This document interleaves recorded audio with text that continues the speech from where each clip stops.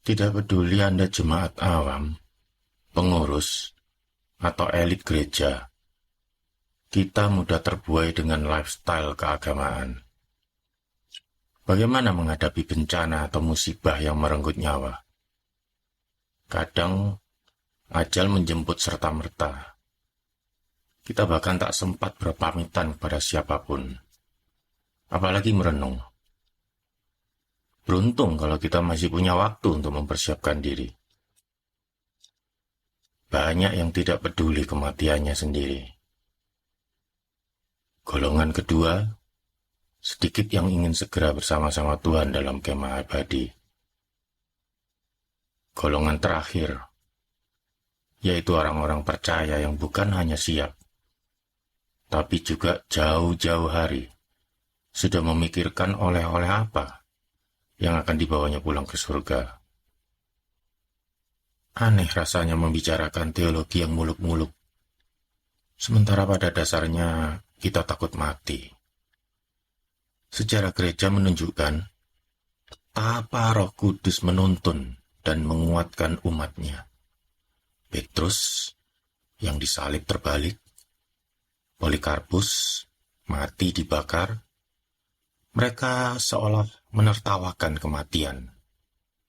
Idealnya begitu. Tapi bagaimana kalau kita merasa rohani justru morat-marit? Materi ini membahas dan mengantar kita pada refleksi diri. Menyuguhkan pergumulan berat dan tantangan-tantangan nyata kehidupan. Mengajak kita semua menilik ulang cara pandang atau worldview, prioritas-prioritas, makna hidup, dan menguatkan saudara-saudari yang menghadapi penderitaan, putus harapan, termasuk menggugah mereka yang merasa mapan. Versi cetak dari materi ini diterbitkan pertama kali pada Juni 2019, sebelum pandemi corona melanda seluruh dunia. Dan saya yakin Tuhan pimpin supaya baik pembaca maupun sekarang para pendengar boleh mendapatkan berkat dan kekuatan. Saya akan membagi materi pembahasan kita dalam 7 bagian. Yang pertama, yaitu penyakit ingatan. Kedua, kehidupan dan kematian. Ketiga, pencipta dan agama. Keempat, hamba tidak berguna. Kelima, Allah atau Mamon.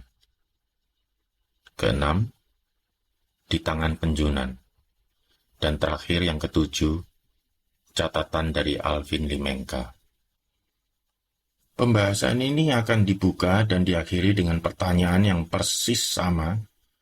Apa yang kau bawa pulang? Seluruh eksposisi, konsep maupun doktrin yang akan dibicarakan bukan menjelaskan judul tersebut, karena semestinya jelas maksudnya.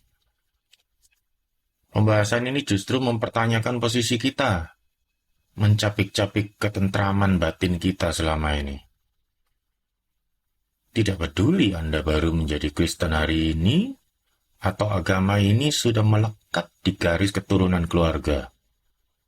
Tidak peduli Anda muda-mudi yang sedang dimabuk asmara, atau oma-opa yang menjalani masa-masa tua.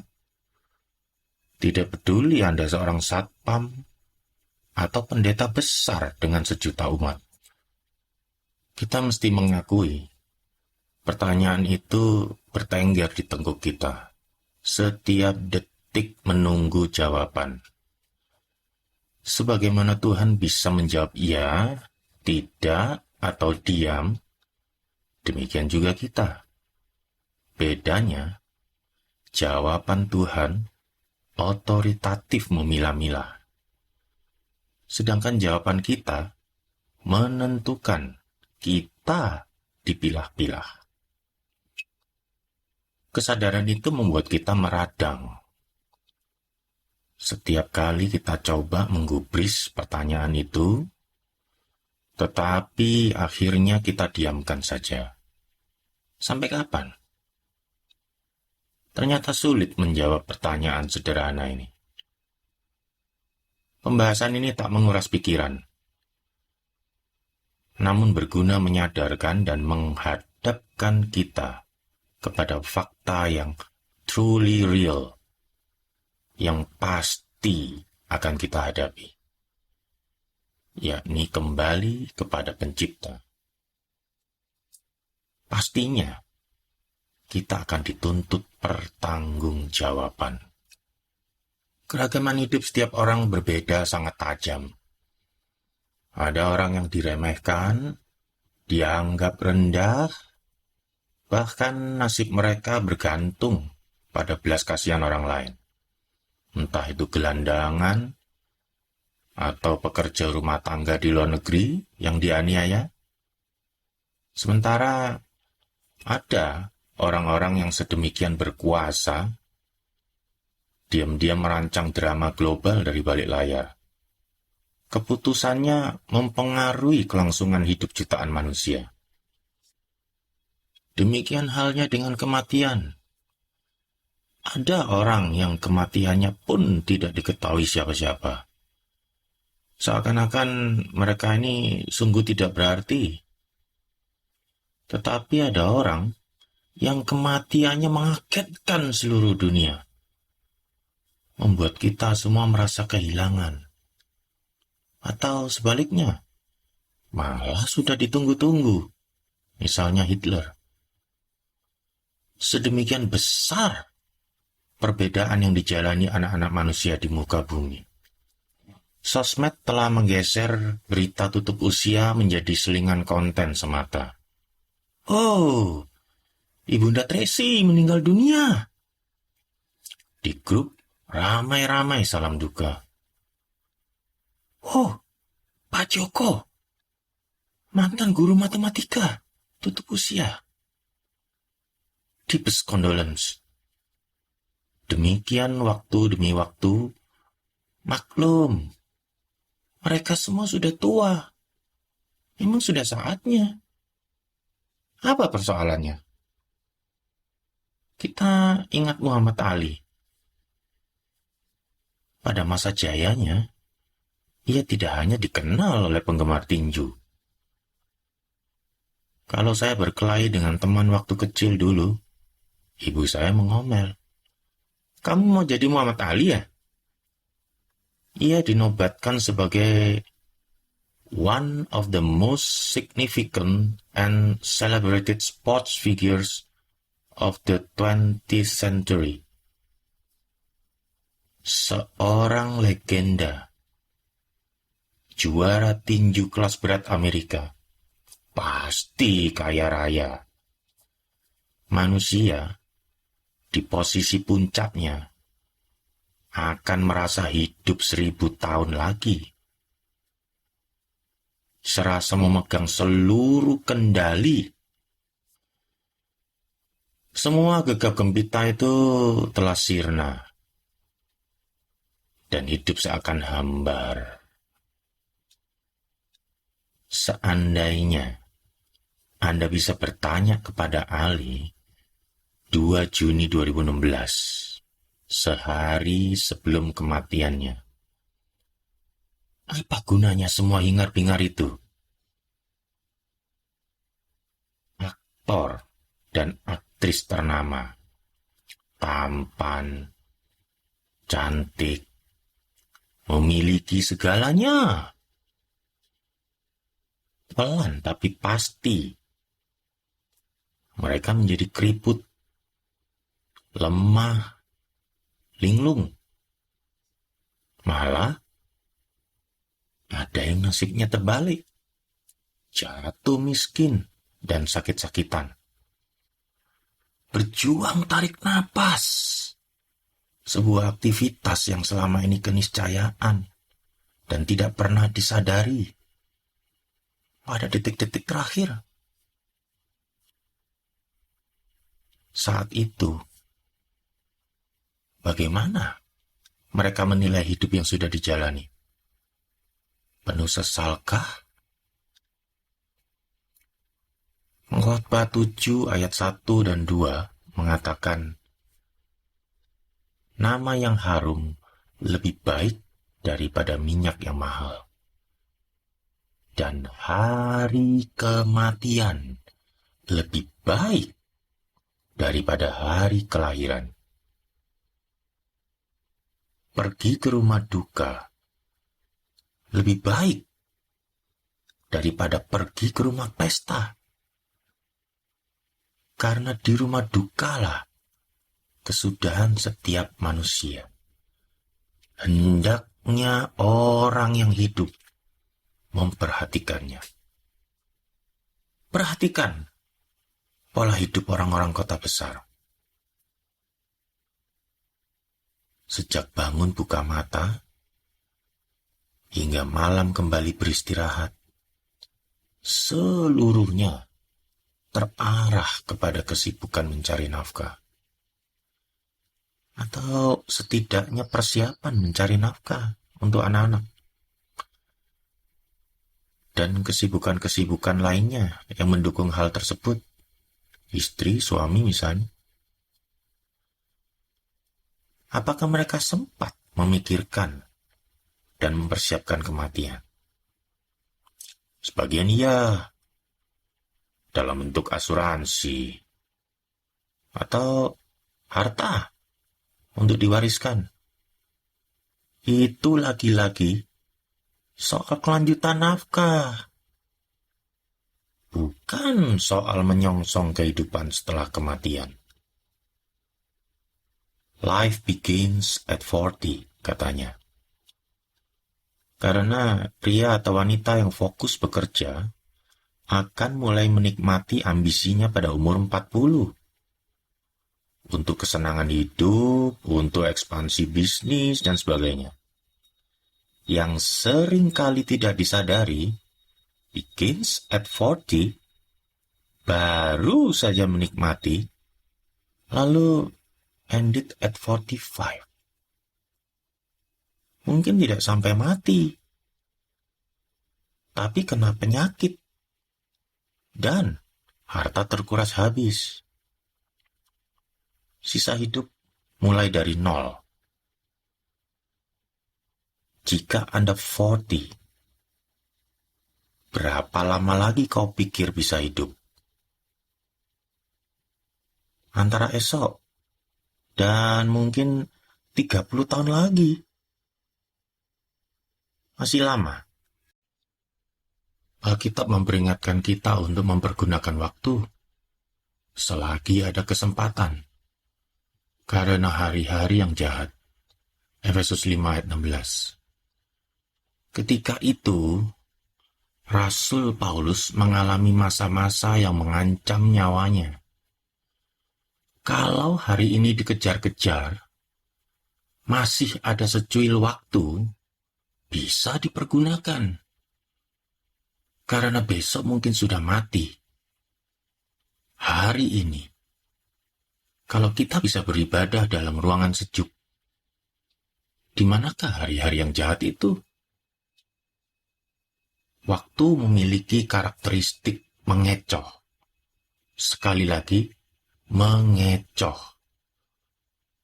Hal ini membuat orang jatuh dalam keterbalikan persepsi. Apa itu? Begini, sekiranya Anda masih hidup 30 tahun lagi, itu rentang yang cepat atau lama? Tergantung. Posisi Anda di depan atau di belakang rentang. Orang sering bergumam, bukan? Waduh, cepat sekali hari ini. Sudah lewat. Atau, anakku sudah 5 tahun. Rasanya kok kemarin baru lahir. Atau malah, tak terasa ini reuni 50 tahun. Rasanya baru saja kita perpisahan sekolah. Rentang yang dijalani bertahun-tahun itu, pada waktunya lewat, akan disadari hanya sekelebat. Oh, relativitas yang mengejutkan. dan sekaligus mengerikan. Mengerikan. Karena 30 tahun bukan waktu yang singkat. Itu adalah rentang petualangan hidup yang menggairahkan. Bagi lulusan SMA yang berangkat kuliah ke Eropa misalnya. Bahkan, rentang itu bisa menyulap bayi yang ditimang-timang menjadi seorang pengusaha sukses. Top Entrepreneur of the Year. Namun saya jamin, ketika rentang itu berakhir, di atas ranjang, dengan nafas tersengal-sengal, kita akan menyadari betapa selama ini menyia-nyiakan waktu yang mendadak terasa singkat. Lalu, apa excuse kita kepada sang raja? Teringat 30 tahun yang lalu, kita menyampaikan bela sungkawa di sosmed bagi satu persatu yang pergi mendahului kita. Dan saat itu kita merasa lebih beruntung, hidup lebih lama. Tapi, untuk apa? Ternyata tak banyak hal berarti yang kita lakukan selama itu. Rentang waktu sekian lama, tiba-tiba seakan berhimpit dalam satu garis tipis. Dan kita langsung melompat kepada detik-detik penghabisan.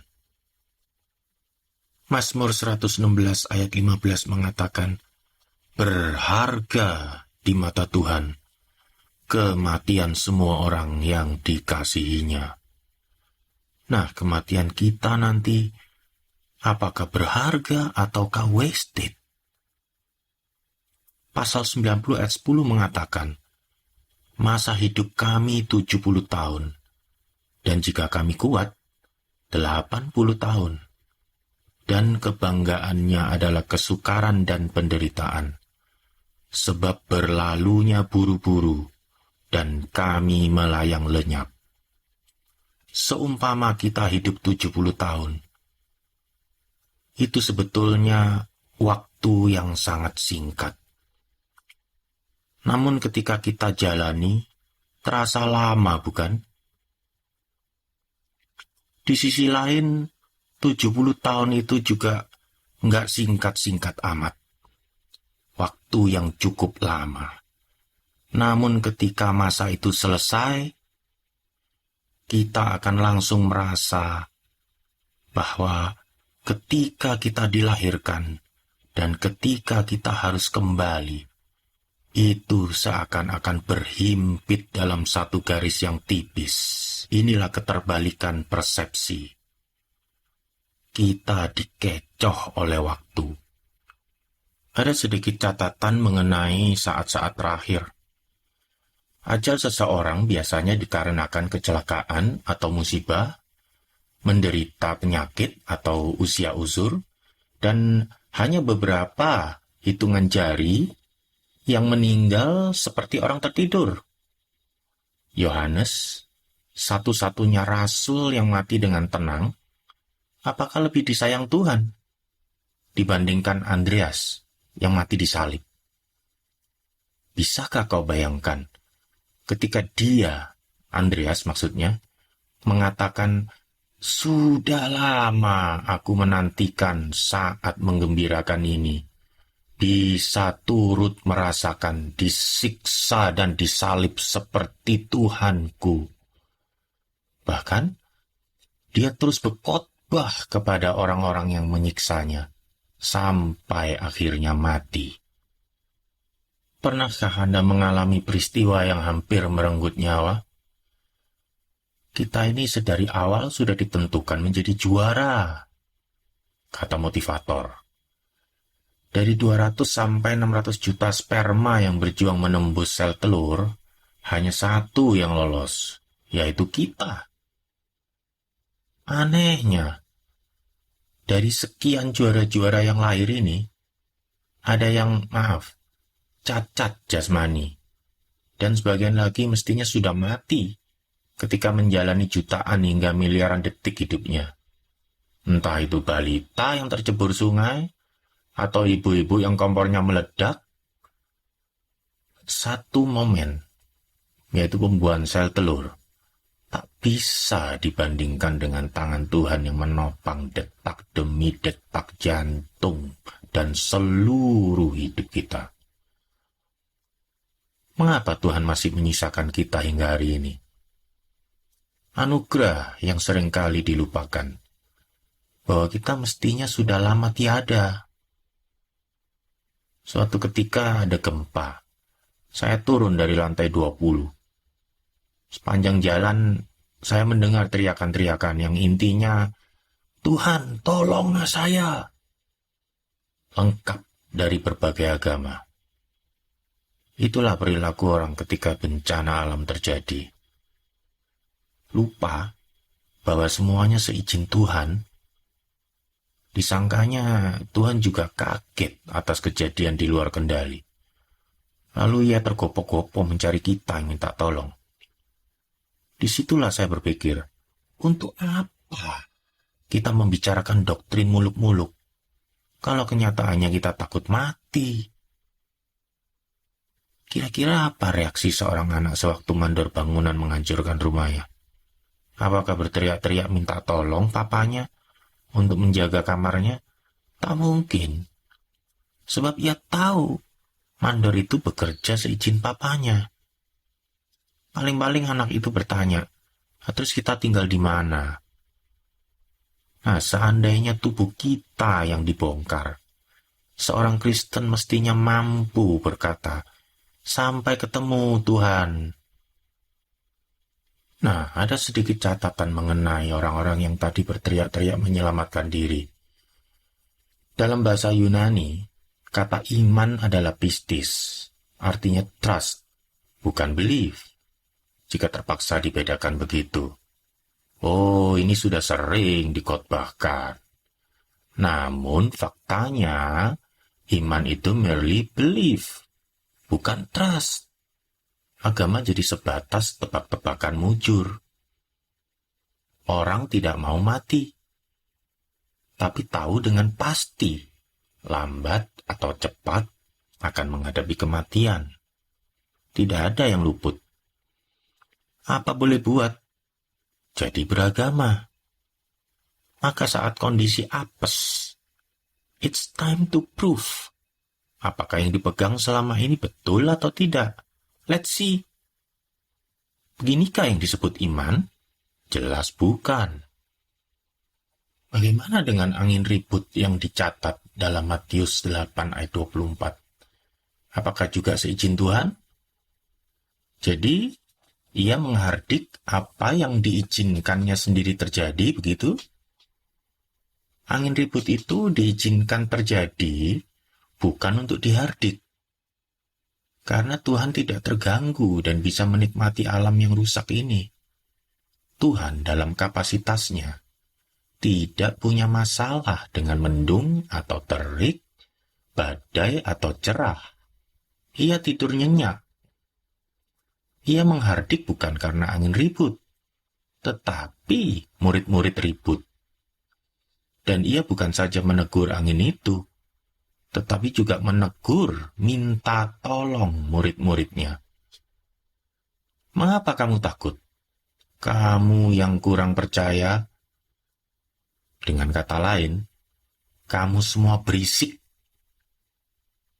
Bila seluruhnya berada dalam kendali Tuhan, tiada yang bakal membahayakan kita, kecuali disetujuinya.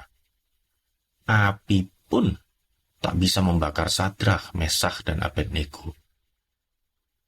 Batu-batu yang dilemparkan ke Stefanus tak akan menggoresnya, apalagi membunuhnya, bila Tuhan tak mengizinkan Stefanus pulang. Nah, saya beri sedikit catatan. Implikasinya, menyebut nama Yesus sambil memaksakan mujizat terjadi akan mengakibatkan kita lari tunggang langgang seperti murid-murid.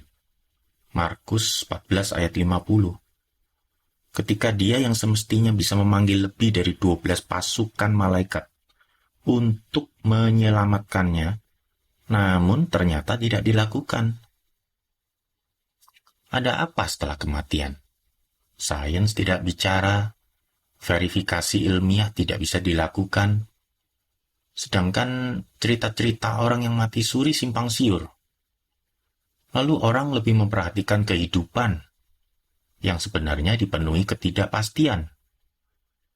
Hidup begitu teliti dipikirkan, didesain. Lain halnya dengan kematian.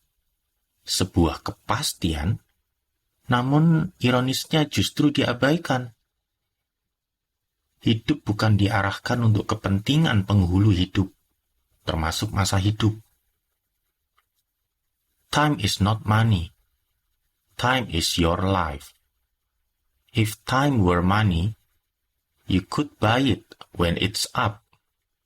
But you couldn't. Its value is defined by whom you spend with, what for, and not how long. Lebih baik 1 hari di pelataran Tuhan daripada 1000 tahun di tempat lain. Mazmur 84 ayat 10. Dikemanakan hari-harimu selama ini? Waktu yang disangka berlangsung lama ternyata begitu cepat menimpa. Ialah waktu tutup usia. Tanyakan pada orang-orang yang menunggu ajal. Kita lalai menghitung hari-hari, tidak memperhitungkan waktu yang Tuhan berikan. Kita hidup terlena, terkecoh waktu, terseret gegap gempita dunia. Mengapa background yang saya pakai bernuansa redup, muram, senja? Kita sebagai gereja dan mempelai wanita pasti berpulang disambut kerinduan mempelai lelaki, yaitu Kristus sendiri, yang sekaligus adalah Raja dalam kemuliaannya, yang senantiasa terang benderang. Namun, bagaimana dengan kita? Yang selama hidup hampir tak pernah menggubris kerajaannya. Apakah pulang penuh sukacita dan keceriaan? Atau sebaliknya, was-was, malu, penuh kekhawatiran? Nuansa seperti apa yang cocok menggambarkan perjalanan yang tak dipersiapkan dengan baik ini? Apakah penyakit ingatan, pikun? Atau jangan-jangan malah tak pernah kita inginkan? Rasanya tak perlu menunggu saatnya. Selama mendengarkan seri pembahasan ini, Anda pasti menyadari bagaimana suasana perjalanan Anda kembali ke surga.